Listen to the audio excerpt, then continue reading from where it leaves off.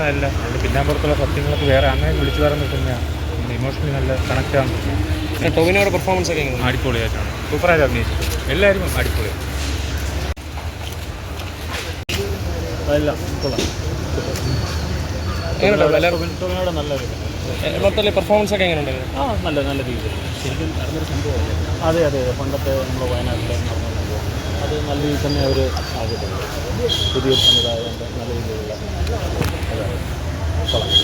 ഫാമിലിയായിട്ടാണ് ഫാമിലിയായിട്ട് വന്നിട്ടുണ്ട്.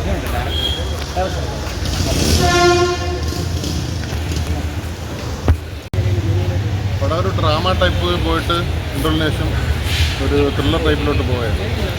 പിന്നെ 2003 നടന്ന 22 വർഷം മുമ്പ് നടന്ന മുത്തങ്ങ സമരവുമായിട്ട് ബന്ധപ്പെട്ടൊരു സംഗതിയാണ് പ്രമേയമായിട്ട് എടുത്തിട്ടുള്ളത്.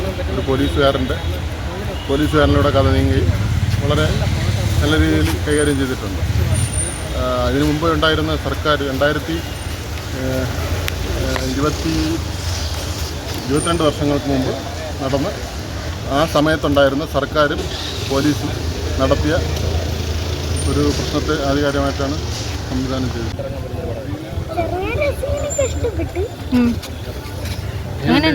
ടോവിനോ ചേട്ടൻ എങ്ങനെയുണ്ട്? ടോവിനോ ചേട്ടൻ ഇഷ്ടായ? സമരോ പോലീസുകാർ അടിയാ എല്ലാം ഇഷ്ടായ? ഹാപ്പിയായി?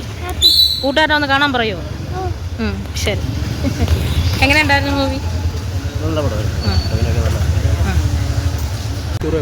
ഫസ്റ്റ് ഹാഫ് ഒരു നെഗറ്റീവ് റോളിലാണ് ഈ ആദ്യത്തെ ഇൻ്റർവെൽ വരെയുള്ള ടോവിനോയുടെ ഒരു പെർഫോമൻസ് നെഗറ്റീവ്. നമുക്കൊരു നായകൻ എന്നുള്ള ഒരു ഇതിലേക്ക് എത്തുന്നില്ല. പക്ഷെ അതിന് ശേഷം മാറ്റങ്ങളുണ്ട്. പക്ഷേ മാറ്റങ്ങൾ ഒരു സിനിമയ്ക്കായിട്ട് ചെയ്ത പോലെ ഒരു നല്ല സബ്ജക്റ്റാണ്. പക്ഷേ സിനിമയ്ക്ക് അത്ര വർത്താണോ എന്ന് സംശയം. ഓഡിയൻസിൽ കണക്റ്റ് ആവുമോ?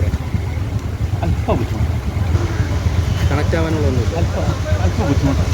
ശരിക്കും നടന്നൊരു സംഭവം നമുക്കത് എങ്ങനെയാണ് അതാണ് ഇത് വരുന്നത്. നടന്നൊരു സംഭവം ഒരു ഫീൽ വെക്കുമ്പോഴാണ് വരുന്നത്. പക്ഷേ അത് ഇപ്പോൾ ഈ സിനിമയായിട്ടുള്ള വരുന്നത് സർക്കാരിൻ്റെ ഒരു രീതികളും നമ്മുടെ പോലീസും എങ്ങനെയാണ് ഒരു കൈകാര്യം ഇതാണ് വരുന്നത്.